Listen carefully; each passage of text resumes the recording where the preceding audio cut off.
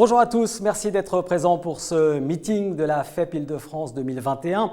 Un meeting, vous le voyez, un peu particulier cette année. Nous ne sommes pas tous ensemble réunis, même si vous allez pouvoir y participer à ce meeting, interagir avec nous.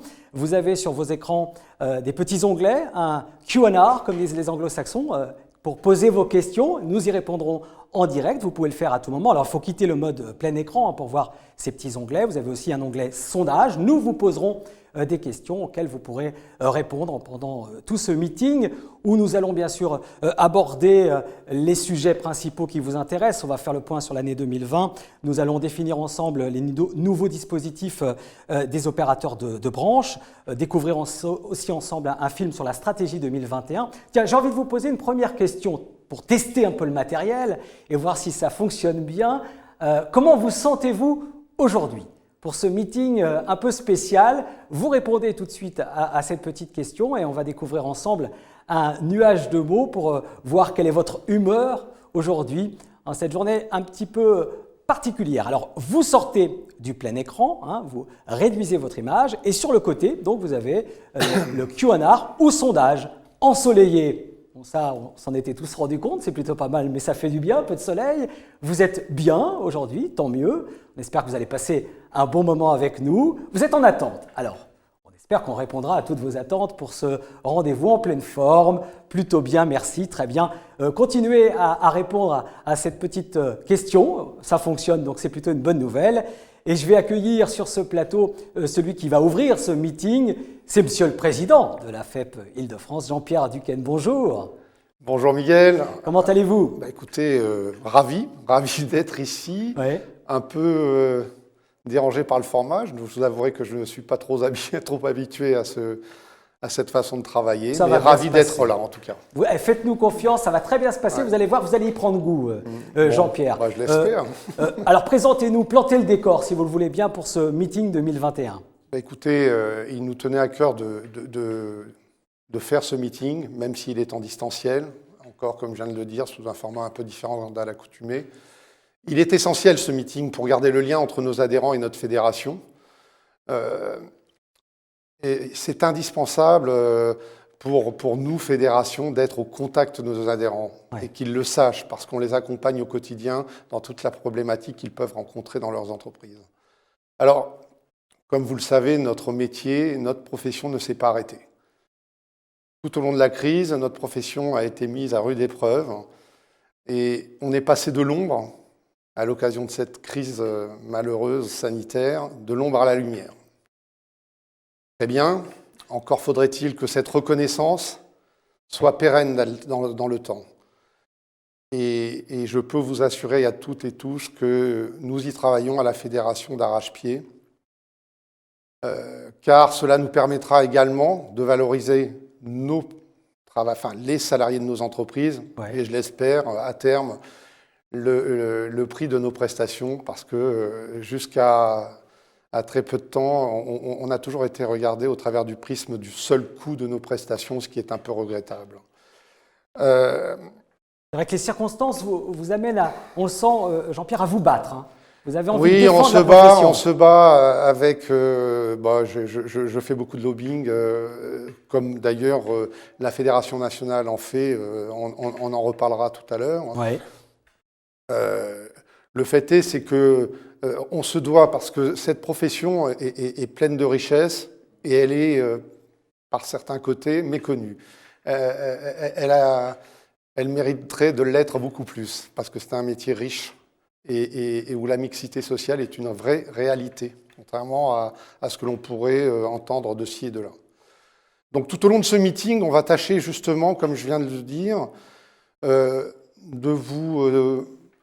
vous donner un petit peu, ce n'est pas une liste exhaustive, mais en tout cas de vous parler de toutes les actions que votre fédération, qu'elle soit nationale ou régionale, mène en votre nom et dans l'intérêt de l'ensemble de vos entreprises. Donc il y aura beaucoup d'interventions, beaucoup d'échanges, et comme Miguel vous l'a dit tout à l'heure, ce meeting en distanciel, là, pour lequel je suis un peu contenancé, se doit d'être interactif.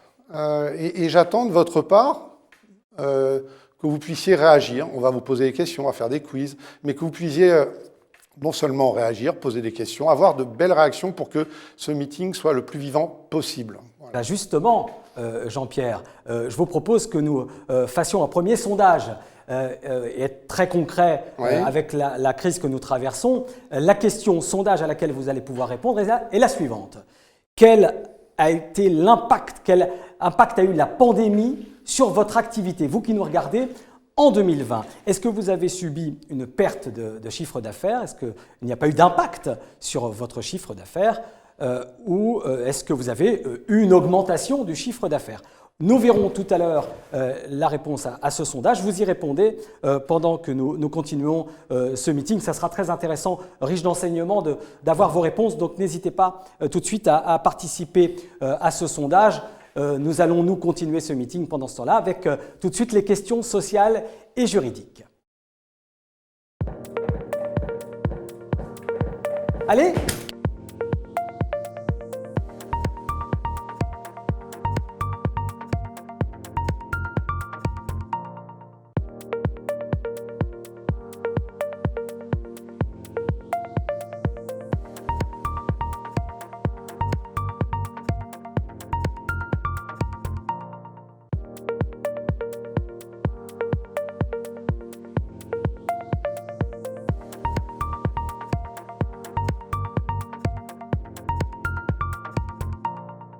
Je le disais donc, nous allons évoquer le volet social et juridique tout de suite avec ceux qui nous ont rejoints ici sur ce plateau de ce meeting 2021. Denis Paulet, président de la commission des affaires sociales à la FEP, et puis Loïs Guillonnet, directeur des affaires juridiques et institutionnelles de la FEP. Donc bonjour messieurs, soyez les bienvenus.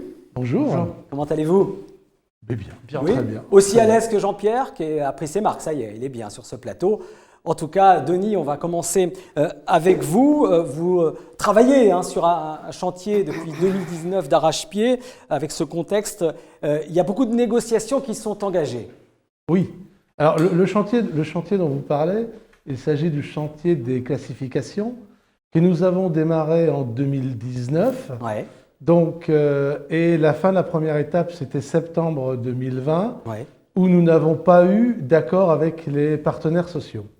Donc, suite à ça, nous avons décidé de faire des groupes de travail, des bilatérales, ouais. pour essayer d'avancer sur ces classifications. Ensuite, ce que nous avons fait, c'est que nous avons programmé une réunion de négociation le 23 mars, c'est-à-dire il n'y a pas tellement longtemps, ouais. Qui a eu lieu. Et toutes nos propositions ont été refusées par les organisations syndicales, avec aucune négociation possible. Ce qu'ils nous ont demandé, ils nous ont dit ce qu'on veut, ouais. c'est du pognon. C'est du pognon. D'accord. Donc vous voyez, là-dessus, le message a été très clair de la part des organisations syndicales. Ouais. Et ça inaugure la négociation des salaires qui va arriver au mois de juin de cette année. Ouais. Ça ne va pas se passer très facilement. Quand vous avez une organisation les organisations qui sont très claires dans leurs demandes, ouais. je pense qu'on va avoir du brouillon à se faire ouais. pour les négociations salariales. Pourtant, il y a du travail, il faut faire évoluer la société, on est d'accord? Bien sûr, bien sûr. Nos salariés, comme le disait le président, donc, ne sont pas assez reconnus, ça c'est clair et net. Ouais. Nous avons signé un agenda social donc, avec les partenaires sociaux, ils étaient d'accord sur cet agenda social. Ouais. Donc il y aura beaucoup de négociations qui vont arriver dans quelques temps au niveau donc, de ces classifications et de cet agenda social, parce que tout est groupé, ouais. C'est-à-dire les classifications, la formation et les salaires. Il faut tout actualiser, c'est ce que vous êtes en train de me dire. Il faut tout actualiser, et je pense qu'il faudra mettre la main au porte-monnaie pour avancer dans cette classification et dans ces négociations. Alors, Loïs Guillonnet, on va évoquer d'autres éléments importants qui sont à relever pour ce dialogue social. Qu'en est-il? Alors, le dialogue social, effectivement, vient d'être évoqué par le président de la commission sociale. Il n'est pas simple. Néanmoins, on avait programmé avec les organisations syndicales et on a signé un agenda social pour la branche qui est très ambitieux, avec de nombreux sujets à couvrir pour toute l'année. On a réussi une première marche, si je puis m'exprimer ainsi, avec la signature sur un chantier qui nous tient à cœur, c'est la question de l'égalité. Dans la profession, on a 2/3 de personnel qui sont féminins. Et donc, de facto, effectivement, un travail a été abouti. Il a permis de signer un accord collectif avec certaines organisations syndicales, un accord majoritaire, qui met en avant des actions progressistes sur la question de l'égalité. Voilà. Et cet accord a été, pour l'anecdote, signé le 8 mars, c'est-à-dire la date qui correspond aux droits internationaux des femmes. Très bien. Que se passe-t-il, Loïs, pour ce qui est de la fameuse DFS, l'abattement professionnel, la déduction forfaitaire spécifique? Alors tout à fait, on a un abattement pour frais professionnels qui s'appelle effectivement la déduction forfaitaire spécifique, la fameuse DFS. Le conseil d'administration de la fédération avait enclenché des négociations avec le gouvernement pour que cette DFS sorte, si j'exprime ainsi, de ce qui est considéré comme une niche sociale. Et donc il a été décidé avec le gouvernement que cette DFS, le taux de la DFS baisserait progressivement pour passer de 8% à 0%, donc à son extinction. Néanmoins, considérant la crise sanitaire, économique et sociale que nous vivons encore, mais qui a lourdement impacté effectivement l'activité des entreprises l'an dernier, il a été décidé d'un moratoire, c'est-à-dire qu'effectivement, on a décalé d'un an cette baisse progressive de la DFS, que vous voyez d'ailleurs sur le tableau qui vous est présenté. Et donc, la DFS n'existera plus dans la profession en 2029. Très bien. Autre chose à ajouter sur justement le volet social et juridique, Denis, Loïs? Alors, peut-être un mot sur un sujet que nous suivons actuellement au Parlement. Il s'agit de la proposition de loi d'une députée qui s'appelle Madame Lecoq, la fameuse proposition de loi Lecoq-Grandjean. C'est une réforme, une nouvelle réforme de la question de la santé au travail. C'est un sujet sur lequel on a évidemment beaucoup d'enjeux à défendre, comme toutes les professions qui ont de l'industrie de main-d'œuvre, comme on dit. Et nous avons réussi à faire voter, et ça c'est une satisfaction, alors ce n'est qu'en première lecture, ce n'est qu'une première étape, mais nous avons réussi à faire voter la mutualisation du suivi médical des salariés qui sont multi-employeurs. Et comme vous le savez, dans notre profession, nous avons cette caractéristique de nombreux temps partiels, parfois pour des temps pleins, mais de nombreux temps partiels. Et donc, de facto, ça permettrait dans l'absolu une meilleure rationalisation de ce suivi médical.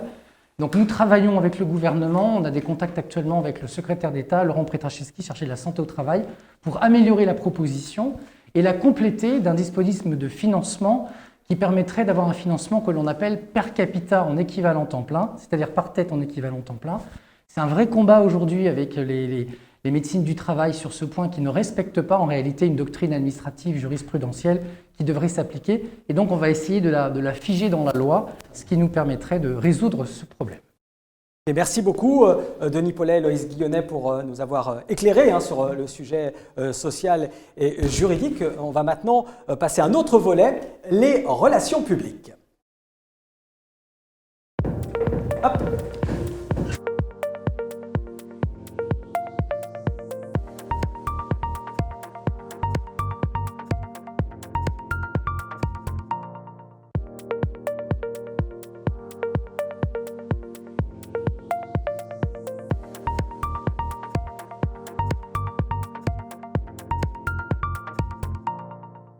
Alors, les relations publiques avec vous, Jean-Pierre Duquesne, on va évoquer ce sujet, mais avant cela, j'aimerais que nous observions ensemble le résultat de notre sondage. La question que nous vous avons posée il y a quelques minutes, qui était quel a été l'impact de la pandémie sur votre activité en 2020. On va observer ces résultats ensemble. Jean-Pierre, on va les commenter, ces résultats. On le voit, pour 41% de ceux qui nous regardent, une perte de chiffre d'affaires a été constatée en 2020. Pas d'impact sur 36%. C'est assez partagé finalement, Jean-Pierre Duquesne. Et ces chiffres me parlent bien évidemment puisque je suis avant tout un chef d'entreprise. Ouais. La perte de CA, oui, on a eu une perte de CA dans la profession, mais elle s'est limitée. Puisqu'elle a été, cette perte de CA, on a pu la reconstituer tout au long de cette année 2020. Ouais. Alors effectivement, on a une baisse d'activité au niveau national dans la profession. Mais pourquoi on a pu reconstituer un petit peu ce chiffre d'affaires? Parce qu'on a fait beaucoup de désinfection, de démobilisation, de désinfection des points de contact. Enfin, beaucoup de nos confrères le savent. Cela nous a permis un petit peu de sortir, de tirer un petit peu profit de cette situation, si je puis m'exprimer ainsi, parce qu'on a quand même été, et notamment dans certains secteurs, lourdement impactés par cette crise. Je pense notamment à des collègues qui travaillent dans l'événementiel, dans l'hôtellerie, dans l'aéronautique, qui, eux, malheureusement, n'ont pas pu reconstituer un petit peu ce chiffre d'affaires, ce qui explique d'ailleurs les chiffres que vous montrez. Oui. Alors, l'augmentation de CA, elle est à la marge, hein. Très honnêtement, elle est à la marge. D'accord. Voilà. On va évoquer donc, Jean-Pierre, maintenant les relations publiques. La Fédération est très active hein, sur ce point. Quelles ont été les actions que vous avez menées ? Écoutez, c'est le moins que l'on puisse dire. On est plus qu'actif, on est vraiment sur le terrain au quotidien.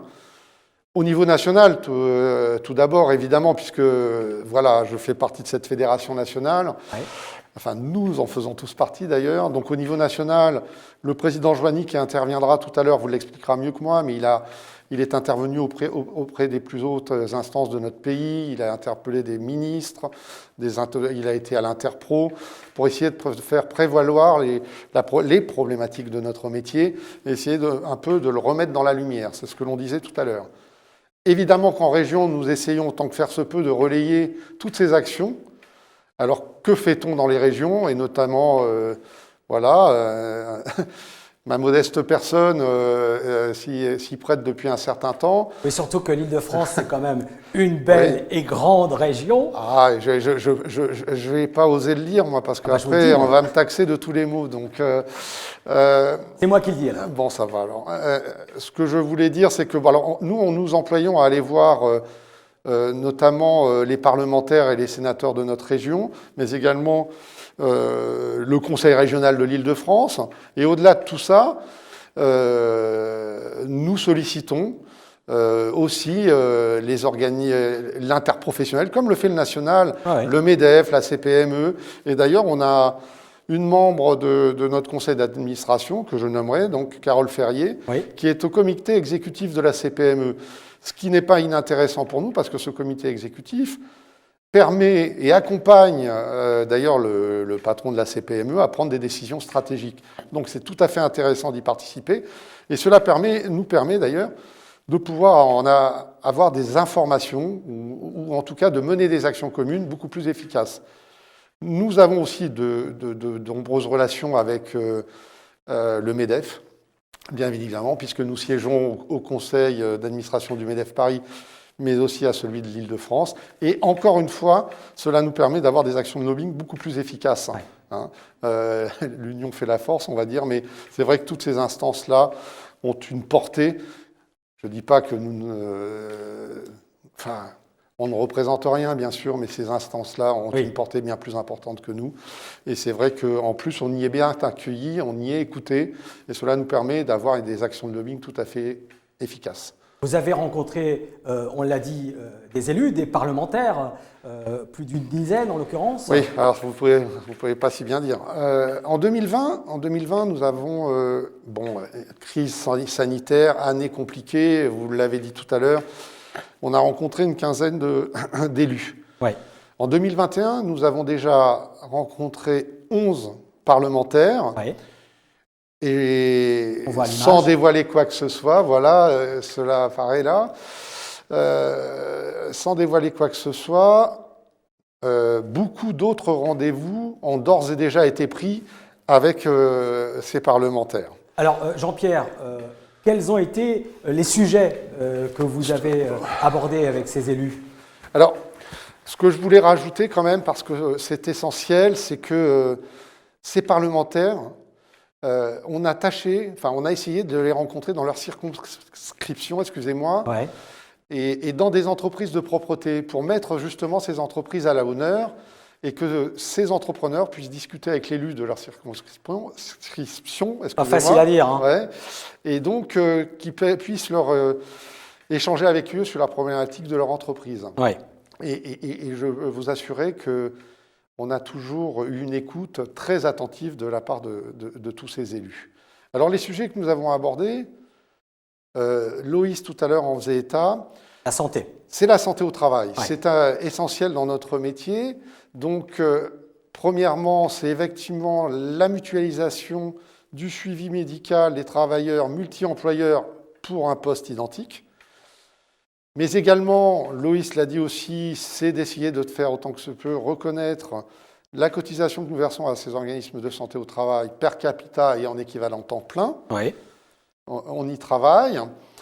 Bien évidemment, moi je m'emploie aussi à demander à tous ces élus que soient éligibles l'ensemble des salariés de notre profession qui sont exposés à ces risques sanitaires au quotidien. Et je pense notamment à tous ces salariés qui travaillent en milieu hospitalier, en EHPAD, qui sont confrontés à ce risque au quotidien, parce que c'est très important. On parle également, parce que notre fédération y travaille depuis de nombreuses années, de cette évolution de notre travail vers un travail en journée et en continu. Et puis bien évidemment, je leur parle de notre profession et de ses spécificités, et notamment le multi-employeur, le transfert conventionnel, le temps partiel, etc., etc. Mes collègues connaissent tout ça très très bien, tout aussi bien que moi d'ailleurs. Comment ça s'est passé concrètement avec ces parlementaires? Alors, encore une fois, je vous le dis, on a eu une écoute mais vraiment très attentive. Pour certains, ils découvrent un métier qu'ils trouvent, je pèse mes mots, d'une richesse extraordinaire, quoi, avec une mixité sociale qui fonctionne, et puis des avancées. Alors, Denis et Loïs parlaient des difficultés que nous avons aujourd'hui dans les négociations salariales. On y travaille, c'est une profession qui est près de ses salariés, et je peux vous assurer, pour y être depuis 33 ou 34 ans, je ne sais plus très bien, que l'ambiance salariale dans nos entreprises n'est pas des plus mauvaises. Voilà. Peut-être que certains peuvent imaginer autre chose. Je peux vous assurer, moi, que quelle que soit la taille d'entreprise, il y a une véritable politique salariale. Voilà ce que je voulais dire. Jean-Pierre, et vous qui nous regardez, je vous propose maintenant de découvrir ensemble un film qui va définir le plan d'action et la stratégie de la FEP Île-de-France pour l'année 2021. Regardez. Plus que jamais, dans le contexte actuel de la pandémie, les métiers de la propreté sont une composante essentielle pour l'hygiène des lieux de vie, la santé et le bien-être des citoyens. Aussi, cette crise sanitaire est une opportunité de nous réinventer pour assurer notre mission de défense et d'accompagnement des entreprises de propreté. Avec 4 520 établissements, plus de 180 000 emplois et plus de 5 milliards d'euros de chiffre d'affaires, la propreté est un secteur primordial dans le tissu économique de la région. En 2021, la FEP Île-de-France intensifie ses actions auprès des pouvoirs publics et des élus politiques de son territoire. Ces actions nous ont notamment permis d'obtenir 100 000 masques sur le stock du Conseil régional en 2020. Nous multiplions nos actions pour défendre les priorités de la propreté dans le cadre du Grand Paris, telles que les questions de mobilité et d'emploi. Une des priorités de la FEP Île-de-France est le soutien aux entreprises adhérentes dans la gestion de la crise sanitaire. Nous maintenons ainsi le dispositif spécial Covid avec la boîte à outils accessible sur notre site web et la web app. Nous accompagnons aussi nos adhérents dans leurs activités, leur développement, l'accès à l'innovation, la transition numérique, le recrutement et la formation de leurs salariés en privilégiant l'organisation en distanciel de nos réunions, de nos clubs et de nos manifestations. Nos partenaires s'associent à notre démarche en proposant leurs produits et leurs solutions innovantes à nos adhérents. De même, les dispositifs des opérateurs de branche complètent cette offre, notamment le phare propreté intervient sur le volet économique et social, avec la formation du dirigeant, la lutte contre les discriminations, le handicap, l'égalité professionnelle femmes-hommes, la santé et sécurité au travail, le plan client avec la veille sur la conformité des appels d'offres et le nouveau référentiel RSE. l'INI forme vos apprentis et vos salariés dans ces 2 centres en Île-de-France. Le CTIP Conseil soutient le développement technique des entreprises de propreté. Qualipropre vous propose sa 31e qualification, le nettoyage et la désinfection en période de Covid-19.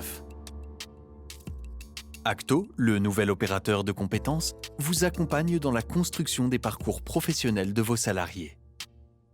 Retrouvez tous nos dispositifs sur votre espace adhérent de la FEP Île-de-France et sur le site Monde de la propreté.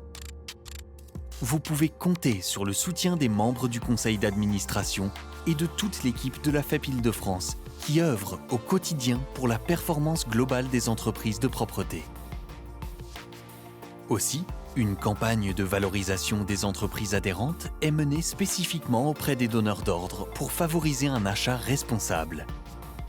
L'objectif 2021, nous rassembler pour être toujours plus forts et dépasser le cap des 600 adhérents. Se réunir est un début, rester ensemble est un progrès. Travailler ensemble est la réussite.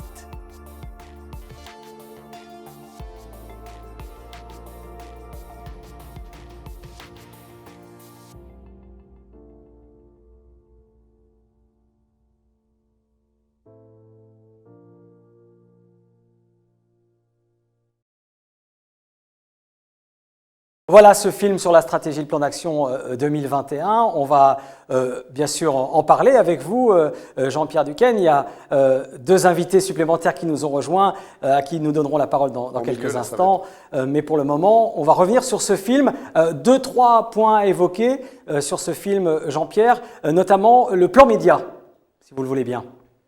Bien sûr que je veux bien. Oui, bien sûr. Écoutez, oui, pour la première fois, notre conseil d'administration a décidé de communiquer auprès des donneurs d'ordre pour mettre en avant l'ensemble de nos entreprises adhérentes. Et puis les sensibiliser sur le professionnalisme de ces mêmes entreprises. Et le dernier point, nous souhaitions également, au travers de toute cette campagne, promouvoir le site achatpropreté.com. Alors, qu'avons-nous fait? Il est prévu pour cette année 11 insertions dans des magazines très ciblés, Ouais. notamment auprès du MEDEF, mais aussi d'un magazine qui s'appelle Profession Achat. On voit à l'image. Où Oui. cela permettra à des acheteurs de propreté de prendre leurs décisions en toute objectivité. Au MEDEF, on sera dans les 3 magazines du MEDEF, que sont l'Île-de-France, Paris et les Hauts-de-Seine. Et puis, on réfléchit à d'autres supports pour essayer de compléter toute cette campagne, justement à destination de la promotion de nos métiers de la propreté.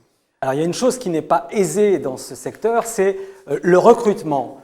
Jean-Pierre, qu'en est-il? Comme à l'accoutumée, on a organisé une campagne de job dating. Bon, cette année, elle a été faite d'une manière digitale. Ouais.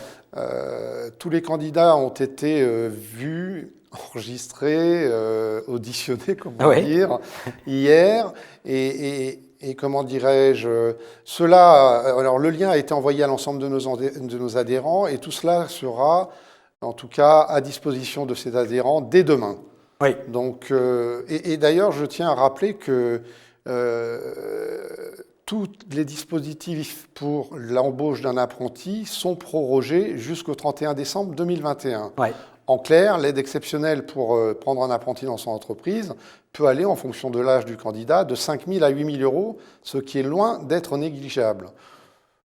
Pour faire clair, j'invite tous nos adhérents, si toutefois ils ont des informations, des questions, à se rapprocher de l'INI, bien évidemment, et sinon d'aller sur notre site internet, ils y trouveront certainement toutes les informations dont ils ont besoin. Et comme vous le disiez, donc dès demain, tous ces candidats au travail dans le monde de la propreté seront disponibles et en ligne et aussi sur les réseaux sociaux d'ailleurs. On en reparlera tout à l'heure avec l'INI, bien sûr, Jean-Pierre. Mais pour le moment, en plateau, nous avons Patrick Belloc qui est le président du club TPE Île-de-France Nationale, porte-parole de la campagne, fier d'être artisan. On en parle avec vous, Patrick, bonjour. Et bienvenue. Alors, quel est l'intérêt? Soyons très concrets, très pragmatiques. Quel est l'intérêt pour des artisans d'être à la Chambre des métiers? La Chambre des métiers, ça représente donc les artisans. Et ça permet donc de défendre les intérêts des artisans sur différentes thématiques. Les chambres des métiers sont bien à l'écoute, en tout cas, des propos, et donc peuvent les diffuser auprès de nos institutionnels. Alors, pour ce faire, déjà, il faut participer aux élections, et donc nous avons besoin de candidats. Pour être candidat auprès de ces fameuses élections qui auront lieu donc en octobre 2021, il faut donc avoir moins de 65 ans au 1er janvier 2021 et avoir 2 ans d'inscription aux chambres des métiers. Ouais. Alors, pour ce faire, pour être bien sûr d'être bien artisan, il faut demander l'inscription D1 auprès de sa chambre des métiers. Il se peut parfois que ça ne fonctionne pas, la demande peut être rejetée. Mais il faut être persévérant, quitte à appeler la chambre des métiers et dire pourquoi je n'y suis pas. Ouais. Il y a parfois eu une petite erreur d'aiguillage et ça se remet dans les clous. Voilà. Donc en tout cas, ça permettra de gagner, en espérant, de gagner ces élections, ouais, et donc de pouvoir promouvoir tout ce que les artisans ont besoin. Ça peut être le transport en Île-de-France, enfin, tout ce qui peut améliorer en tout cas la vie des, ouais, artisans en Île-de-France. Donc les petits artisans, les artisans tout court, ont tout intérêt à adhérer, à aller à la Chambre des métiers, on est bien d'accord? Tout à fait. Et alors artisan, c'est pas péjoratif du tout. Ouais. Moi, j'ai donc 56 ans, j'ai 56 employés, enfin, oui, salariés, et je suis toujours artisan. Hein. C'est vraiment le fait d'adhérer à la Chambre des métiers qui détermine le fait d'être artisan. Hein. C'est pas uniquement 2-3 salariés. Ouais. On peut être même 100 salariés et pouvoir être encore à la Chambre des métiers. En tout cas, on l'a bien compris, c'est une sorte de porte d'entrée, hein, pour ces artisans auprès des institutions. Voilà, tout à fait. Alors en tout cas, on n'est pas les seuls. Hein. La FEP s'est engagée auprès de la CPME, qui est donc la tête, on va dire, la tête de gondole. Ouais. Et après, il y a la FFB, il y a l'UMI, il y a le CNPA. Alors l'UMI, c'est l'hôtellerie, le CNPA, c'est tout le monde de l'automobile. Enfin, il y a donc plusieurs fédérations qui se sont engagées sous la bannière Fier d'être artisan. Bien sûr, si vous êtes intéressé, vous qui nous regardez, il suffira de contacter la FEP Île-de-France. Merci beaucoup Patrick. Je vais donner la parole maintenant à Isabelle Perru-Poupon qui nous a rejoint. Bonjour Isabelle. Bonjour. Alors vous êtes déléguée générale à la FEP Île-de-France et on va évoquer avec vous les adhérents et les adhésions. Donc, tiens, commençons, si vous le voulez bien, avec des chiffres. Oui, alors quelques chiffres. Donc en 2020, nous avons connu une croissance de 7%, qui est une croissance remarquable, ouais, malgré la pandémie, ce qui nous a permis d'atteindre à la fin de l'année 577 adhérents. C'est je dirais un très bon chiffre. Oui. Alors on a eu un peu moins d'adhésions que d'habitude, mais nos adhérents sont restés fidèles, ils ne sont pas partis, puisqu'habituellement il y a quand même un mouvement. Il y a un petit turnover. Oui, il y a un petit turnover. D'accord. Et alors comment vous expliquez, Isabelle, finalement ce bon résultat ? Alors, je dirais le dynamisme de mes équipes qui ont fait un travail formidable et je les en remercie pour être toujours en lien au quotidien avec nos adhérents et aussi lancer des campagnes de recrutement en digital puisqu'on ne pouvait plus aller voir les entreprises de propreté. Vous avez mis à disposition justement des adhérents à ces circonstances exceptionnelles, des dispositifs exceptionnels.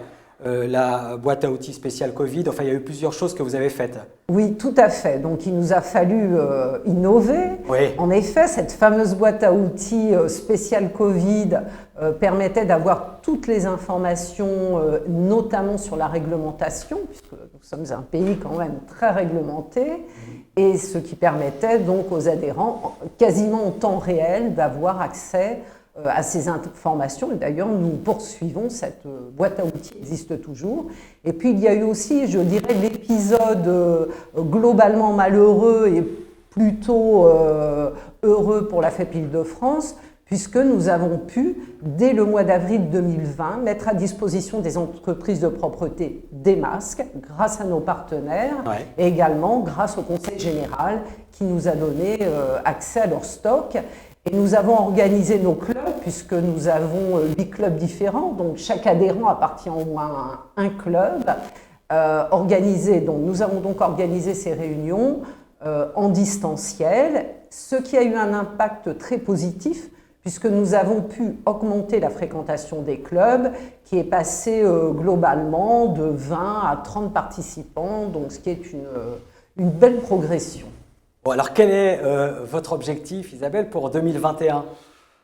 Alors 2021, c'est continuer bien sûr à utiliser tous ces outils. Je vais revenir à l'objectif après. Ouais. Je voulais juste dire un mot sur les services de la FEP, hein, notre organisme, notre fédération nationale. Oui. Et je voulais remercier tous ces services parce que nos adhérents ont eu de nombreuses questions. Hein. On a eu 3300 questions pour le juridique, 1100 questions sur l'économique, plus d'une centaine de questions sur le technique. Et toutes ces questions ont été traitées. Alors un grand bravo parce que vraiment les services ont fait un travail absolument remarquable. Effectivement, il était important, vous avez raison de rappeler ces chiffres, ce travail que vous avez accompli. Et donc, pour la suite et pour 2021 ? Alors, pour la suite, donc, on souhaite continuer à se réinventer. Hein. Je crois que le meeting d'aujourd'hui en est un bel exemple, Ouais. puisque depuis le début de l'année, nous avons davantage encore d'adhérents. Hein. Nous frôlons les 590 adhérents. Oui. Alors, avec une répartition relativement stable, 80% de TPE, 19% d'ETI et 1% de grandes entreprises. D'accord. Et alors, notre objectif, hein, notre Ben grand oui. objectif... Vous avez vu comme je suis impatient. J'y arrive. Vous avez vu, Isabelle, j'étais impatient d'avoir l'objectif Oui, pour tout à 2021. fait. Parce Alors, que je me disais 587, c'est bien, mais on peut faire mieux. Oui, on peut faire beaucoup mieux. C'est le cap des 600, on en a parlé dans le film. On va le franchir, non, avant la fin de l'année, c'est évident. Avant l'été, on va aller plus vite que la vaccination. Donc, on va franchir ce cap et on ira le plus loin possible grâce à tous nos adhérents et je tiens à les remercier de leur confiance. Et je pense qu'ils apprécieront ce remerciement. On va passer maintenant, Jean-Pierre Duquesne, aux partenaires. Ça aussi, c'est un élément très important et vous vouliez les remercier, vous aussi, ces partenaires. Oui, bien évidemment, puisque sans eux, un certain nombre de nos manifestations ne seraient pas possibles. Et au-delà de ça, ils apportent à nos adhérents des produits de qualité, des solutions innovantes dans différents secteurs. Bref, ils nous accompagnent tout au long de la vie de nos entreprises. Ce sont nos partenaires. Et je voulais les citer pour leur rendre hommage. Alors, je vais mettre mes lunettes parce que... Je vous en prie, on les voit à l'image, mais vous pouvez les citer, Jean-Pierre. Alors, je tiens à remercier AG2R La Mondiale, Aspro Software, Boma, City France, Ouais. Erin Industrie, Intersoft, Kiel France, Mobiserve Group Médicis, Pinbase, Prestassure, Progiclean et SD Consulting. Merci à eux. Ils nous permettent, c'est vrai, de nous réunir et d'accomplir de belles choses. Et c'est surtout un échange quasi quotidien avec ces fournisseurs tout au long de l'année.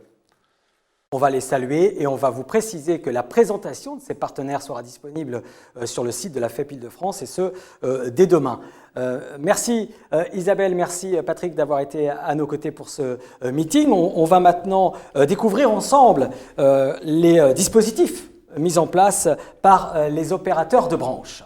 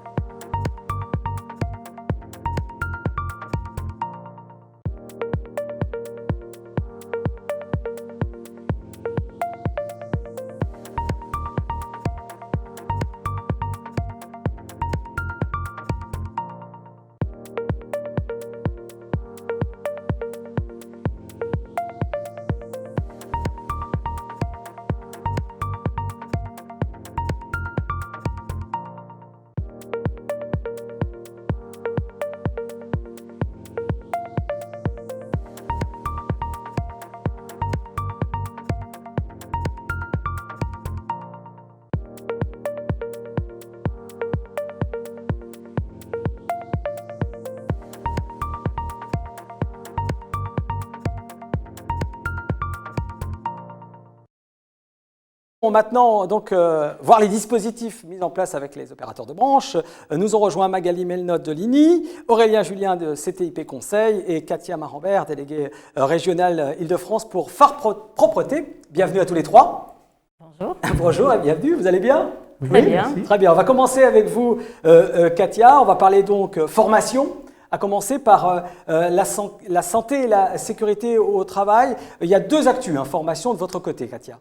Voilà, tout à fait. Donc la première actu, une offre importante sur un sujet qui compte, la santé et sécurité au travail, Oui. avec une offre en 100% distanciel et 100% pris en charge par le Phare Propreté. Oui. Donc c'est un dispositif de formation qui s'adresse aux TPE-PME jusqu'à 150 équivalents temps plein Oui. et qui vise à proposer des modules donc en distanciel, 2 heures de modules collectifs et 1 heure d'atelier individuel pour du suivi personnalisé. Donc 4 sujets sont proposés en 2021. Oui. Les obligations légales pour faire le point, construire son plan d'action de prévention et donc être accompagné pour le faire son DURP en utilisant le dispositif en ligne du monde de la propreté Oui. et enfin faire de la santé et sécurité au travail un atout client. Donc les prochaines auront lieu en juin puis au second semestre. Donc n'hésitez pas à vous inscrire très rapidement. Très bien. Il y a aussi une nouvelle formation que vous proposez en partenariat avec l'IDRAC. Voilà, tout à fait. Il s'agit du parcours entrepreneur de la propreté, donc spécialement conçu pour les TPE-PME. C'est un dispositif de formation en partenariat avec l'INI et l'IDRAC qui consiste en des journées de formation, donc 5 modules de 2 jours, mais également d'un accompagnement individuel, de modules e-learning et également d'une hotline, donc destinée aux personnes qui souhaitent se professionnaliser sur le marketing et le commercial adapté au secteur de la propreté. Très bien. Il y en a pour tout le monde. C'est parfait. On va évoquer maintenant le référentiel RSE. Pourquoi d'ailleurs ce référentiel, Katia, dans les entreprises de propreté?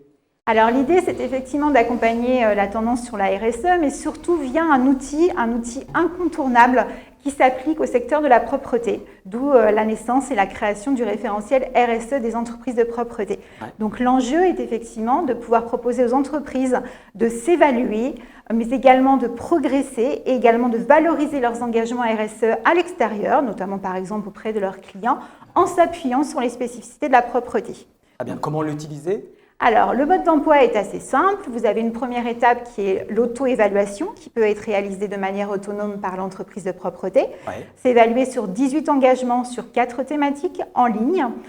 Si vous souhaitez le faire, vous, entreprise de propreté, en étant accompagné, nous proposons la formation Action RSE Propreté avec la FEP Île-de-France, prochaine session en novembre prochain, Très bien. pour le faire dans une démarche plutôt collective, mais aussi avec de l'individuel. Très bien. On va parler data maintenant. Alors Katia, va falloir m'expliquer. Déjà, pour comprendre, le data, c'est quoi?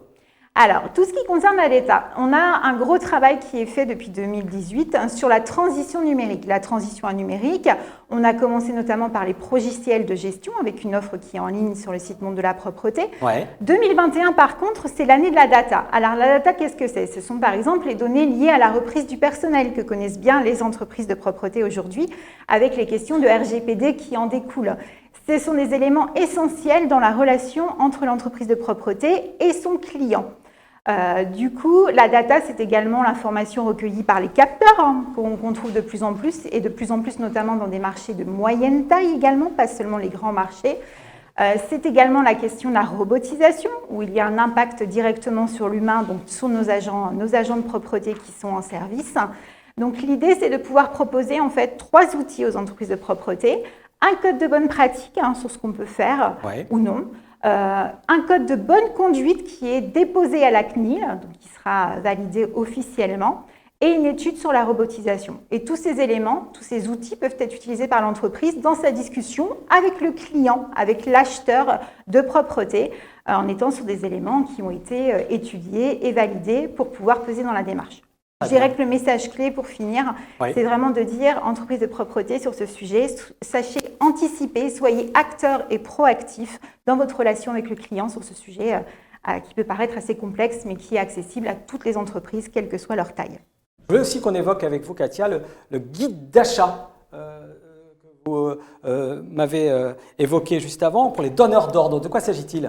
Alors, il s'agit du site achat-propreté.com, donc tout au singulier, qui est un site qui a été créé et qui est destiné aux acheteurs de prestations de propreté, sur lequel elles peuvent trouver des conseils, des recommandations et des clauses types à insérer dans leur marché. Alors, c'est un site certes pour les acheteurs, mais j'invite toutes les entreprises de propreté à aller le consulter pour s'en imprégner également, s'imprégner des recommandations qui sont faites à l'égard des clients. Merci beaucoup Katia Marambert, donc de Phare Propreté. On va maintenant parler technique. On va être très sérieux. Avec Aurélien Julien, membre du conseil d'administration, référent technique au CTIP Conseil. Bonjour Aurélien. Bonjour. Vous allez bien? Très bien. Alors, vous savez quoi? Tiens, avant qu'on ne rentre dans le vif du sujet, je vous propose un petit quiz à vous qui nous regardez. Vous allez jouer, tiens, on va voir si vous êtes au fait de la technique comme l'est Aurélien. Le quiz et la question, la voici. Parmi les techniques de désinfection de surface par voie aérienne contre le Covid, laquelle n'est pas reconnue? C'est la question que je vous pose et à laquelle vous allez pouvoir répondre. Quiz.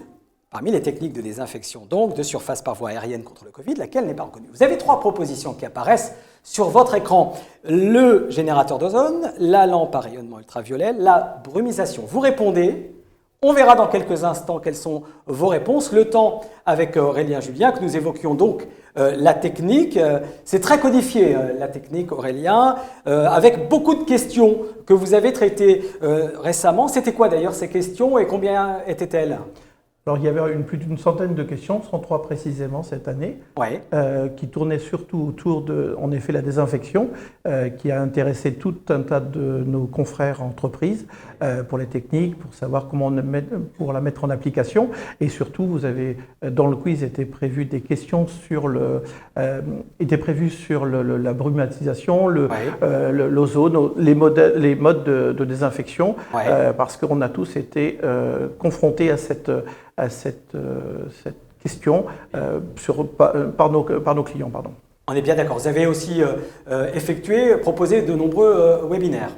Oui, tout à fait. Il y en a eu 11 qui ont pu décliner précisément les techniques, mais d'autres comment continuer l'activité tout en observant des mesures de protection pour nos collaborateurs. Quelles étaient les différentes sur les modes de protection, notamment ouais. Sur les masques, quel type de masque était adéquat en fonction de telle et telle situation. Également sur des protocoles d'activité en présence ou non de personnes ayant été contractées par le Covid, ouais. Ayant séjourné ou pas. Enfin, tout ce genre de questions ont été abordées la plupart dans ces webinaires. Et vous avez dû faire face à l'actualité, on l'a bien compris. Aurélien, d'ailleurs, vous avez édité de nombreuses nouvelles circulaires. On a vu quelques exemples, en tout cas, des plans d'action qui ont été les vôtres durant l'année écoulée. On va revoir à l'image les principaux sujets que nous pouvons évoquer à cause de cette crise sanitaire, Aurélien. Une vingtaine de circulaires, en effet, ont été édités, s'agissant du plan de continuité d'activité, des protocoles de nettoyage en situation de Covid, comme je le disais tout à l'heure, ouais. L'évaluation d'exposition au coronavirus, et enfin les différentes recommandations, notamment sur les désinfections, sur les EPI, les masques, les gants et les différents produits, gel et autres. Alors, l'actualité pour le CTIP Conseil et l'avenir ? Alors, l'actualité, c'est qu'on avait en place ce qu'on appelle une AFS, une aide financière simplifiée, qui avait été mise en application par les CARSAT ou la CRAMIF en Ile-de-France. C'est une branche de la sécurité sociale qui s'occupe de tout ce qui est maladie professionnelle. Et donc, par ce biais, les entreprises de propreté pouvaient obtenir, notamment des petites entreprises, une subvention. Et elle devait s'arrêter au 31 décembre. Elle a été prolongée toute l'année 2022. Et on privilégie le passage par Net Entreprise, hein, c'est ce qu'il y a de plus simple. Tout à fait, oui, c'est ça. Vous allez sur Net Entreprise, votre compte Amélie, et vous pouvez aller télécharger les différentes informations et faire votre demande en ligne. Il y a aussi une étude sur l'amiante. Également, oui, une étude qui avait été commencée il y a plusieurs années, qui est en train de se poursuivre avec l'INRS sur les travaux en situation d'amiante, parce qu'on est tous confrontés à cette situation, malheureusement. Donc, il va falloir y travailler avec des protocoles bien particuliers. Alors, je vous propose maintenant ensemble de voir le résultat du sondage. Vous avez participé et répondu. Le quiz, pardon. Alors, est-ce que vous avez la bonne réponse? On va déjà voir la tendance. Alors, oh là, on a 68% sur la lampe à rayonnement ultraviolet. Aurélien, est-ce que c'est la bonne réponse? C'est une bonne réponse. Non, pardon, excusez-moi, qui n'est pas réponse. reconnu, excusez-moi. Non, pardon. Oui, Non, qui n'est pas reconnu. Oui, non, oui, tout à fait. Et la bonne réponse, en l'occurrence, c'est le générateur d'ozone, voilà. qui n'est pas la bonne réponse. Expliquez-nous, Aurélien. En effet, le générateur d'ozone, d'abord, n'a pas été reconnu, n'a pas d'éléments qui permettent de justifier aujourd'hui qu'il correspond tout à fait à l'approche contre le coronavirus. On n'a aucune étude qui peut le démontrer encore à ce jour. Ouais. En plus, il coûte de l'argent et d'un point de vue énergétique, en effet, et enfin, il peut être dangereux pour les utilisateurs. Très bien. Merci pour cette mise en garde et toutes ces précisions pour CTIP Conseil, Aurélien Julien. On va passer maintenant à la formation. On en a parlé déjà tout à l'heure au début de ce meeting, la formation et le rôle de l'INI pour ce faire. Magali Melnotte, vous êtes déléguée régionale donc pour l'INI. Alors, plantons le décor si vous le voulez bien. Magali, l'INI en 2021, c'est quoi ? Bonjour déjà. Bonjour. Bonjour. Pardon, je vous avais dit bonjour tout à l'heure. Oui. Je me suis dit, si je le répète, ça fait un peu redondant. Rebonjour. Rebonjour. Et donc pour resituer, l'INI est l'organisme de formation de la branche propreté. Donc, notre objectif est de répondre à tous les besoins en formation de nos entreprises de propreté, que ce soit de la formation continue, c'est-à-dire la montée en compétences des collaborateurs des entreprises, mais aussi de la formation initiale, c'est-à-dire proposer de nouveaux collaborateurs dans le cadre, par exemple, de contrats d'apprentissage. Donc, nous allons former à tous les métiers de la branche, tous les métiers techniques et à tous les niveaux de formation, en s'appuyant sur 5 diplômes du CAP au Bac+5 et 8 CQP, ce sont des certificats de qualification professionnelle de notre branche. Alors c'est vrai que comme vous l'avez dit tout à l'heure, M. Duquesne en a parlé, aujourd'hui dans le cadre du plan de relance du gouvernement, il y a une mise en lumière, un focus qui est fait sur les contrats d'alternance, le contrat d'apprentissage, le contrat pro, avec des mesures incitatives et très séduisantes pour les entreprises, et notamment une prime à l'embauche qui peut aller jusqu'à 8 000 € pour l'accueil d'un jeune en contrat d'apprentissage dans sa structure. Donc c'est vrai que c'est une vraie aubaine, cette prolongation de la mesure va aller jusqu'au 31 décembre, et c'est vrai que c'est une vraie aubaine parce que en fait, ça permet finalement d'absorber le salaire de l'apprenti sur toute la durée de la première année du contrat. Alors, l'INI, on va être en plus très accompagnateur dans cette démarche. Oui. Aujourd'hui, l'apprentissage est considéré comme un levier pour le recrutement, répondre aux besoins en recrutement des entreprises. Et on va intervenir sur tout le processus, c'est-à-dire de l'identification du besoin, de la présélection du candidat pour l'entreprise, à l'organisation de sessions de recrutement, mais aussi derrière la mise en place du contrat d'apprentissage, le suivi administratif de ce contrat, et puis bien sûr l'accompagnement du jeune tout au long de son parcours.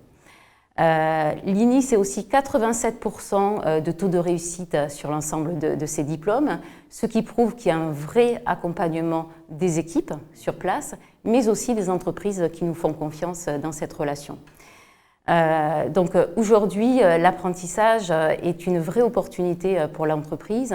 Cela permet un partage des générations et de créer de la valeur au niveau de la montée en compétences de l'ensemble des collaborateurs.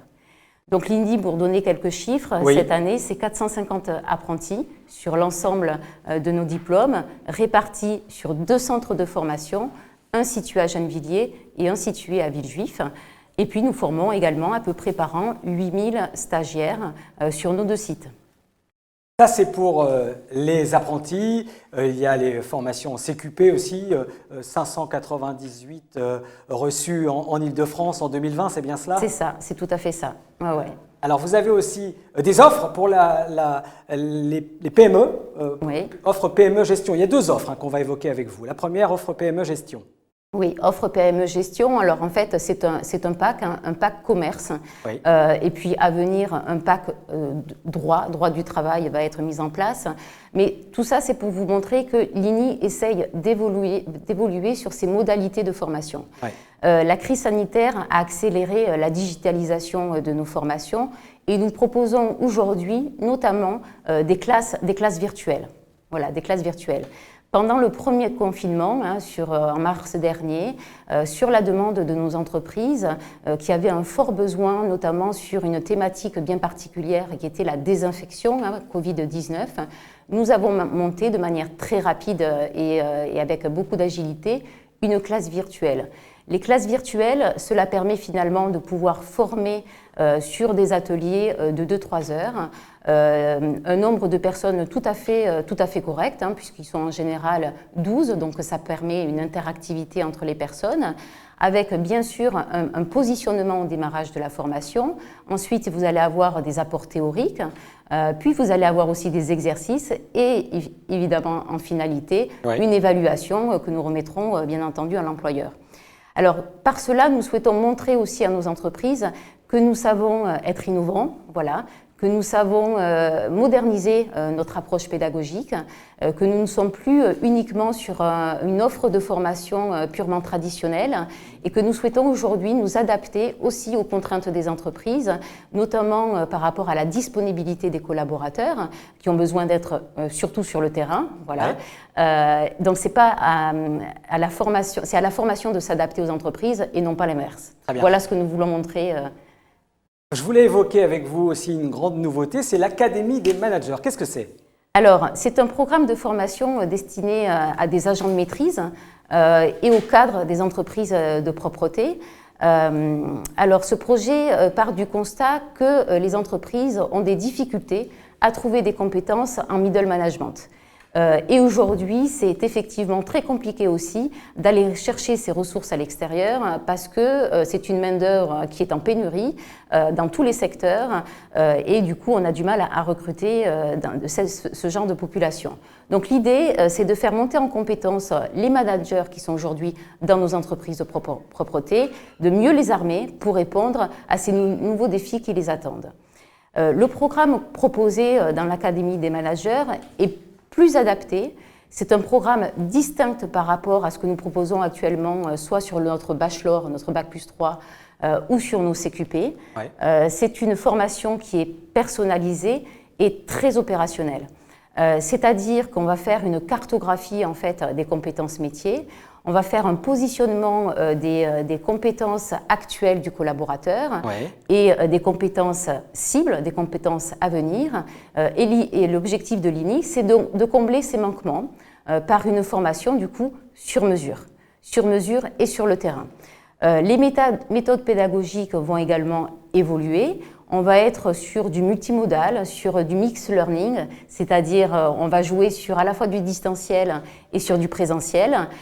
Donc une approche pédagogique qui va être aussi avec du coaching, des mises en situation, etc. Très bien. Ça va se déployer là en 2021, c'est ça? Voilà, c'est 2021 avec des programmes qui vont se dérouler tout au long de l'année. Mais dès aujourd'hui, il y a déjà le pack commerce qui est disponible et je vous invite donc à aller sur le site de l'INI pour voir toutes ces nouveautés. C'est un projet qui est financé par le phare propreté, comme vous le disiez. Exactement. On va continuer à parler financement et à continuer formation dans la suite de ce meeting. Merci tous les trois. Merci. Merci à vous. À tout de suite.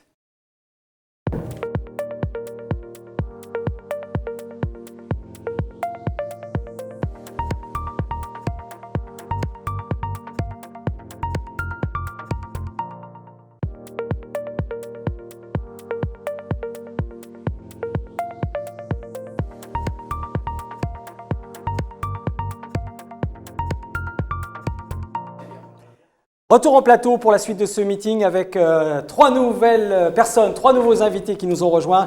Jean-Luc Ivars, président de Qualiprop, Xavier Jabéa, chef de projet Qualiprop, et pour commencer, Éric Géroux d'Acto, responsable Île-de-France. On va parler financement de la formation avec vous. Éric, bonjour. Bonjour. Alors Éric, est-ce que vous pourriez nous présenter avant toute chose les nouvelles modalités de prise en charge pour 2021 pour les entreprises de propreté ? Ces nouvelles modalités concernent l'ensemble des entreprises, que ce soit au titre du plan de développement des compétences pour les salariés, mais aussi pour les contrats alternance concernant l'insertion. Alors, qu'est-ce qu'il y a comme changement par rapport à l'année dernière? Alors, sur les contrats alternance, nous sommes dans la continuité des prises en charge de l'année dernière et en parallèle des aides qui ont pu être évoquées précédemment par Magali.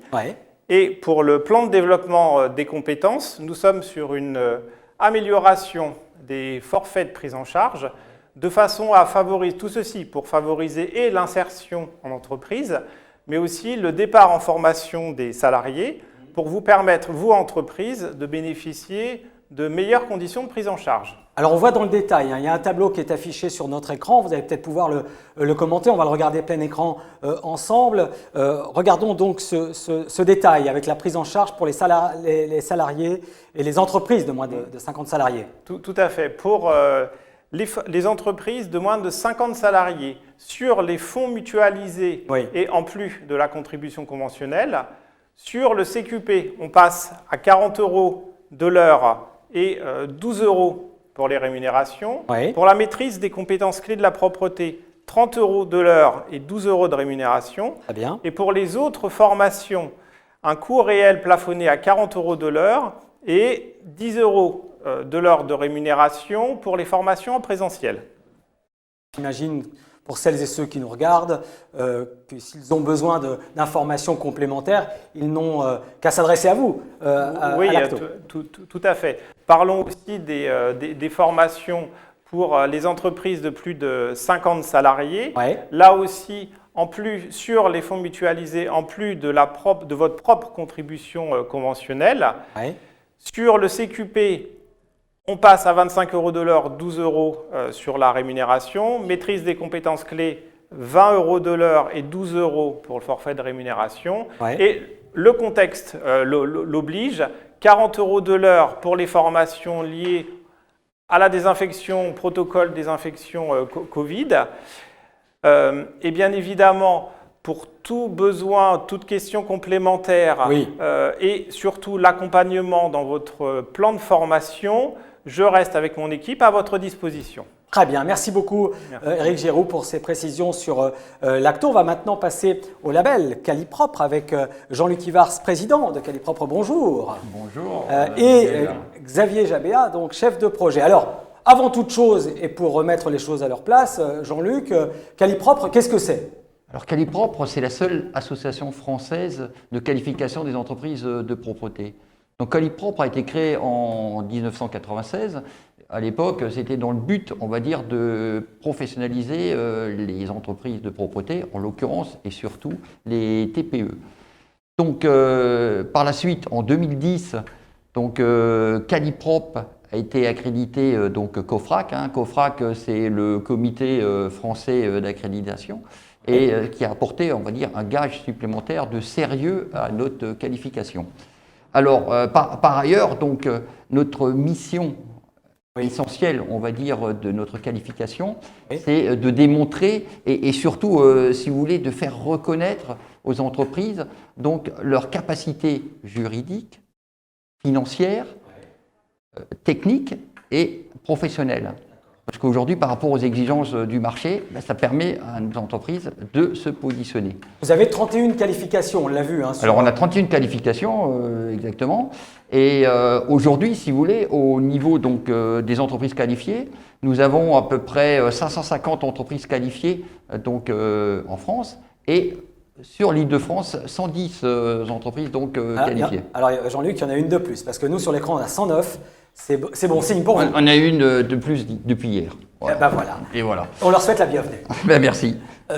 C'est donc 110 entreprises maintenant en Île-de-France. Alors par contre, la particularité, comme vous parliez des 31, des 31 qualifications, on fait quand même plus de 1500 qualifications par an. Oui. Si on compte en nombre de qualifications. Alors, pourquoi choisir Qualipropre? J'ai envie de vous demander, Xavier Jabéa, vous qui êtes chef de projet, c'est quoi l'intérêt pour une entreprise de propreté? Je pense que dans nos métiers, par tradition, la transmission du savoir se fait à l'oral. Donc, la qualification va vous permettre de mettre à plat votre organisation et puis de vous assurer que vos procédures et votre système qualité est efficace et répond aux exigences de vos clients. On voit 4 points effectivement sur l'écran là qui résument bien justement le label Qualipropre. Oui, puisque la qualification va aussi vous permettre de répondre à plus d'appels d'offres publics notamment, mais aussi privés, puisque le constat est que les acheteurs de propreté veulent faire appel à de plus en plus de TPE et PME tout en s'assurant de leur capacité à réaliser les prestations. Attester des moyens techniques, on l'a vu, répondre au grand nombre d'appels d'offres. Il y a beaucoup de Oui, d'éléments tout à fait. importants. Il y a d'autres éléments comme un prérequis à la RSE, puisque être qualifié va vous permettre en fait, d'attester d'un niveau de maturité des engagements, de 3 engagements du référentiel RSE de la branche. Et puis, bien sûr, vous permettre de vous distinguer de vos concurrents.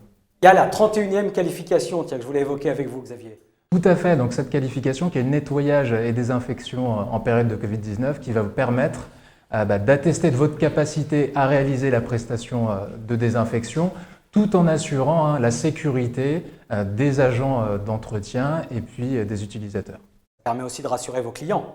Tout à fait. Surtout en ce moment, on sait que c'est un élément très important de rassurer les clients sur ces prestations de nettoyage et de désinfection.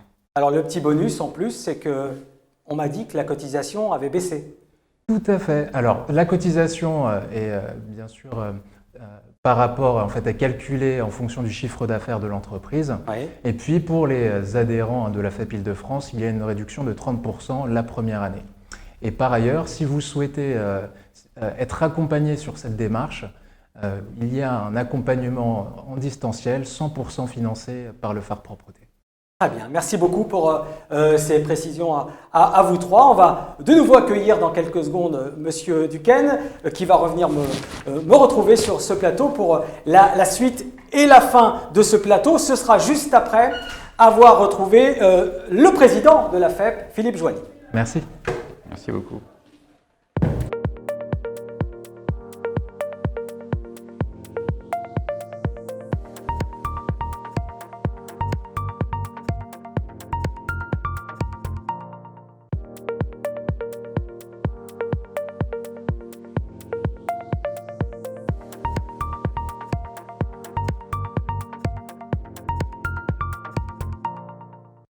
Voilà, nous allons maintenant retrouver, comme prévu, le président de la FEP qui n'a pas pu être avec nous ici en plateau, mais qui est en duplex des Landes, pour tout vous dire. Philippe Joigny, bonjour et bienvenue. Bonjour à tous, bienvenue, merci Michel. Vous allez bien ? Ça va bien, je vous remercie, oui, très bien. On aurait préféré vous avoir avec nous pour ce meeting un peu spécial, mais on est heureux de vous avoir en duplex pour donc apporter votre pierre à l'édifice de ce meeting et présenter un peu les actions que vous avez pu entreprendre dans les mois qui viennent et celles que vous allez entreprendre à l'avenir. Écoutez, d'abord merci. Moi aussi, j'aurais préféré sincèrement être avec vous tous, mais les contraintes liées à la Covid et notamment les contraintes SNCF ont fait que je suis un peu bloqué. En tout cas, loin de vous, mais pas loin de vous par le cœur. Croyez-le bien. Très rapidement, parce que je ne vais pas m'étendre sur tout ce qui a été fait pendant l'année 2020, et Dieu sait s'il y en a eu beaucoup qui ont été faits, en tout cas par les équipes de la FEP, mais aussi beaucoup par les élus, et aussi notamment les élus d'Île-de-France, ils le savent bien. Ils ont déjà présenté un certain nombre de leurs actions qu'ils ont mis en place. Voilà, mais deux, trois rendez-vous extrêmement symboliques, en dehors de ceux qui vont s'afficher, que vous verrez, des rendez-vous avec les politiques, dans le cadre, bien entendu, des relations publiques, le lobbying que l'on peut faire, mais surtout de la pression qu'on a essayé de leur mettre et qu'on a réussi à mettre d'ailleurs très souvent, notamment sur tout ce qui était lié à la problématique Covid. Je repense à la gestion des masques, à la gestion du gel hydroalcoolique il y a un peu plus d'1 an maintenant, à la problématique de la facturation de nos entreprises.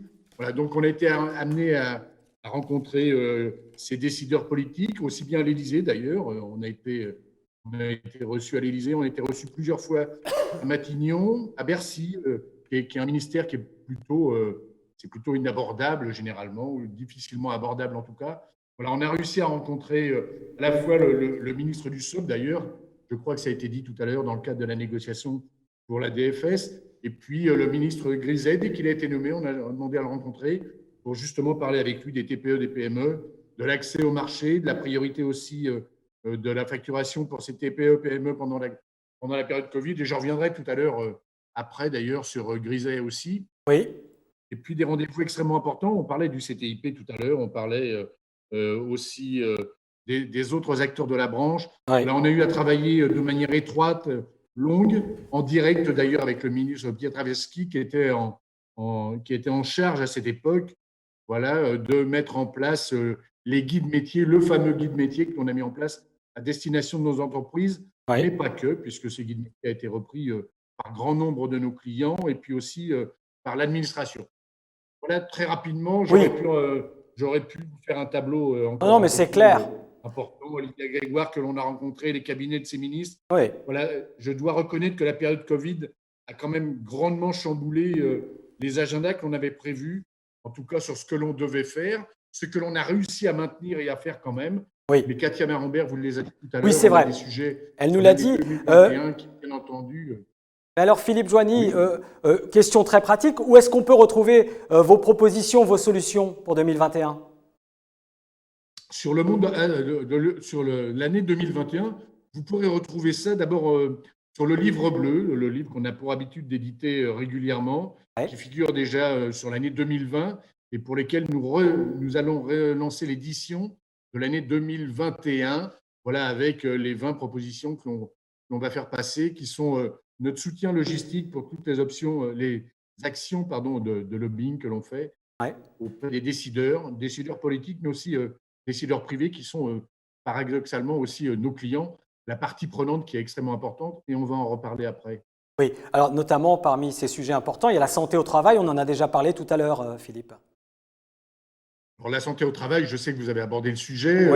Loïs Guillonnet a beaucoup travaillé avec ses équipes, mais aussi les élus. Je pense notamment à Jean-Philippe Doll qui pilote, en tout cas en tant qu'élu, le groupe de travail sur la santé au travail. Retenons simplement les 2 points saillants, en tout cas, de ce que l'on a négocié. On l'a négocié auprès de l'Interpro, porter le projet, mais aussi en direct auprès d'un certain nombre de parlementaires pour pouvoir faire passer les amendements. Les deux sujets saillants, c'est bien entendu le phénomène multi-employeur dans la branche.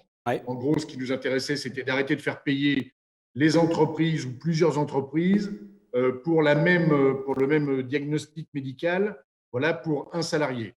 Donc, le phénomène multi-employeur, on a réussi à le faire passer. Et puis, en termes de cotisation, bien entendu, auprès des organismes de santé au travail, c'est de faire en sorte que la facturation pour nos entreprises soit aussi allégée encore, notamment en promouvant le per capita. Voilà, très rapidement, sur la santé au travail, je crois que le principal a été dit en tout cas. On a vu effectivement à l'image le projet de loi Lecoq avec le détail. On a vu aussi un autre élément important, c'est la conférence de progrès. Alors, la conférence de progrès qui est un élément majeur pour notre métier, pour notre branche et pour nos entreprises. Alors, pourquoi majeur ? Je vais faire un tout petit peu le pitch très rapidement. Je sais que le temps est limité, mais pourquoi est-ce qu'on a initié cette conférence de progrès ? On l'a initiée il y a un peu plus de 6 mois. Voilà, à la suite d'un débat média que j'avais eu avec le député de la France Insoumise, Ruffin, François Ruffin, voilà, qui portait sur le travail en journée en continu, et les majorations qu'il voulait voir appliquées, les majorations de salaire, bien entendu, qu'il voulait voir appliquées d'une manière légale, puisqu'il y avait un projet de loi qu'il entendait déposer, et qui concernait, bien entendu, nos salariés et nos entreprises. Donc, si sur le fond, on est plutôt d'accord sur la promotion du travail en journée en continu, voilà, il nous a semblé extrêmement important, et même essentiel d'ailleurs, d'occuper le terrain médiatique, d'occuper le terrain politique. Et donc, il y a plus de 6 mois, nous avons décidé de cette conférence de progrès qui avait pour unique but à l'époque de promouvoir ou de discuter ou de mettre les acteurs ensemble autour de la table sur cette problématique ou pas d'ailleurs, du travail en journée en continu.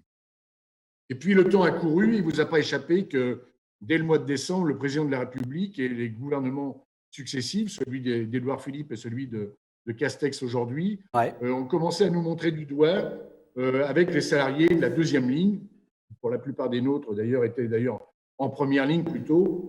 Et là encore, il nous a semblé opportun en tout cas d'y associer à cette conférence de progrès les politiques, parce que c'est bien beau de nous montrer du doigt en disant vos salariés méritent d'avoir une revalorisation de salaire notamment, mais aussi de conditions de travail. Et puis dans le même temps, en tant qu'acheteur, qui pèse 25% de notre commande sur les 16 milliards d'euros de chiffre d'affaires, en tant qu'acheteur, de diminuer tous les ans de 10% les coûts d'achat, et puis d'être assez paradoxal en nous montrant à la fois du doigt et puis en disant faites surtout ce que je ne fais pas. Qui sera présent Oui, je voulais juste savoir très concrètement, Philippe, pardon, excusez-moi de vous couper, mais quelles personnalités politiques seront présentes à cette conférence de progrès et quand? Alors, la conférence de progrès que l'on vient de reporter pour cause de Covid, justement, voilà, aura lieu le 17 juin, sauf annonce complémentaire qui pourrait avoir lieu, à commencer par ce soir peut-être d'ailleurs. Oui. Mais normalement le 17 juin, avec deux ministères qui non seulement seront représentés par les ministres de tutelle, Elisabeth Borne, bien entendu, en tant que ministre du Travail, et Alain Griset en tant que ministre des PME et TPE, qui lui représente Bercy. Voilà, et les deux ministères d'ailleurs parrainent cette conférence de progrès. Ah ouais. Mais ça, c'est politique, c'est l'aspect, j'allais dire, VIP en tout cas de ceux qui sont présents. Ouais. Mais les parties prenantes seront présentes, et c'est en ça surtout que c'est intéressant et important. Ce seront la tierce partie que l'on a toujours, à savoir notamment les acheteurs, au premier rang desquels figure l'État, représenté par les deux ministres que je viens de vous dire, notamment Griset, puisqu'il s'agit de Bercy, mais aussi par d'autres acheteurs, des acheteurs représentant les clients privés et publics. Je pense au CNA, je pense aussi aux donneurs d'ordre, représentés par l'ARCEG. Et puis, nous sommes en négociation avec la direction des achats de l'État pour essayer de les asseoir un peu à notre table aussi, de manière à ce que tous ensemble, on puisse, et c'est la finalité en tout cas de cette partie qui concerne les achats stratégiques de propreté. Et Philippe, nous voyons, pardon, avec le décalage, c'est un peu compliqué, mais nous avons vu à l'image l'articulation en 4 temps de ce rendez-vous du 17 juin, de cette conférence de progrès. 4 temps, la propreté des métiers invisibles et économiquement peu valorisés, c'est le premier temps. Tous bénéficiaires, la propreté, une activité essentielle et stratégique, des acheteurs et des entreprises responsables, des engagements réciproques. Voilà les 4 points, les 4 temps de cette réunion. Exactement, sachant que le point ultime, lui, le 4e, c'est la signature de 2 chartes, comme je le disais, une avec l'État et les acheteurs, voilà, qui s'engagent à avoir des conduites absolument irréprochables en tant qu'achat, mais aussi qui nous engage un peu, il faut le reconnaître. Et puis une deuxième, bien entendu, qui est aussi une charte d'engagement que l'on a avec nos organisations syndicales présentes, qui seront présentes justement à cette conférence de progrès. Merci beaucoup Philippe Joly d'être intervenu pour ce meeting à distance. C'était un plaisir de vous avoir avec nous et rendez-vous donc au mois de juin pour cette conférence et pour d'autres choses qu'on va évoquer tout de suite d'ailleurs en plateau avec Jean-Pierre Duquesne. Merci Monsieur Joigny. C'est moi qui vous remercie tous en tout cas. Bonne fin de journée. Jean-Pierre, je le disais, on a plein de choses à voir pour conclure ce meeting un petit peu exceptionnel. À remercier le président Joigny pour sa motivation, son investissement sans faille. Merci Philippe en tout cas pour tout ce que tu fais pour notre profession. Alors c'est vrai qu'on va devoir se quitter. J'appréhendais un petit peu cette journée puisque c'est la première fois, pour ne rien vous cacher, que nous sommes amenés à échanger avec nos adhérents dans ce format-là en tout cas. Donc moi ce que je veux surtout aujourd'hui c'est remercier l'ensemble des intervenants de cette journée et la qualité de leurs interventions et notamment tous nos opérateurs, tous les permanents, enfin tous les gens qui sont intervenus cet après-midi à votre micro ont fait preuve d'excellence, soyons très clairs, et je les en remercie. Alors évidemment, j'ai aussi envie de donner plein d'espoir à tous nos adhérents. On est encore dans cette fameuse crise sanitaire, mais voilà, on voit le bout du tunnel. J'espère que cette vaccination va aller un petit peu plus vite qu'aujourd'hui. On est tous très vigilants et attentifs. D'ailleurs, notre président devrait s'exprimer tout à l'heure. On va être tous devant nos postes, je pense, pour avoir la primeur de ces informations, de ces dernières mesures qui vont être prises. Alors, que vais-je dire à nos adhérents? Bien évidemment, les remercier d'avoir participé à cette réunion, de faire attention à eux parce que ce virus circule encore énormément et que tous ensemble, il faut qu'on se batte pour faire valoir les prérogatives de nos entreprises et de nos belles entreprises. On est bien d'accord. Et il y a un rendez-vous plus joyeux qui arrive. Alors, évidemment, nous nous retrouverons bientôt et en présentiel, je le souhaite de tout cœur, très honnêtement, le 25 juin prochain, pour l'Assemblée générale de notre fédération nationale et la nôtre. Et cette journée s'achèvera sur un événement magnifique. Une belle soirée. Je le dis parce que la déléguée générale de notre association, de notre syndicat, va me tirer les oreilles sinon. Donc cela se terminera bien évidemment par une soirée festive et exceptionnelle sur un bateau et on fera une croisière tout au long de la Seine. On aura, l'occasion nous sera donnée de pouvoir regarder tous ces beaux monuments de Paris. Être ensemble aussi. Voilà, exactement. Donc encore une fois, mille merci à tout le monde d'avoir participé, mille merci aux intervenants, bien évidemment à l'ensemble de mon conseil d'administration, mais également à toute l'équipe opérationnelle de cette belle fédération régionale francilienne. Voilà, il me reste à vous souhaiter à toutes et à tous une très très très belle soirée. Prenez soin de vous et à très vite en présentiel, je l'espère. Bonsoir. Écoutez, en présentiel, on l'espère au mois de juin pour effectivement cette réunion le 25 avec cette croisière inoubliable sur la Seine. Mais ici aussi, en plateau, c'est pas désagréable, Jean-Pierre. Non, sympa. Mais vous y êtes pour beaucoup et je m'en excuse, je ne vous ai pas remercié, Miguel, mais l'échange a été très sympathique. Écoutez, c'était un plaisir d'être avec vous pour ce meeting. Je vous invite, si vous le voulez, à aller sur le site de la FEP Île-de-France pour revoir, pour le replay de ces meetings. Si vous l'avez pris en cours, vous pourrez voir toutes les interventions de celles et ceux qui se sont succédés sur ce plateau. Vous pourrez aussi découvrir sur le site les candidats. On a besoin et les partenaires. Et les partenaires dès demain. Exactement. Dès demain. Toutes les vidéos seront disponibles dès demain. Merci à toutes celles et tous ceux qui ont participé à l'organisation et la production de ce rendez-vous. Digital Live, C13 Productions, François, Lola et Cyril. Et merci aux équipes de la FEP Île-de-France. Merci à Laetitia aussi de l'agence. Merci Laetitia. Voilà, Laetitia Fleur qui a organisé tout ça. Merci à vous de nous avoir suivis. Vous allez voir, on va se quitter avec une petite animation sympathique. Merci beaucoup à tous. Au revoir.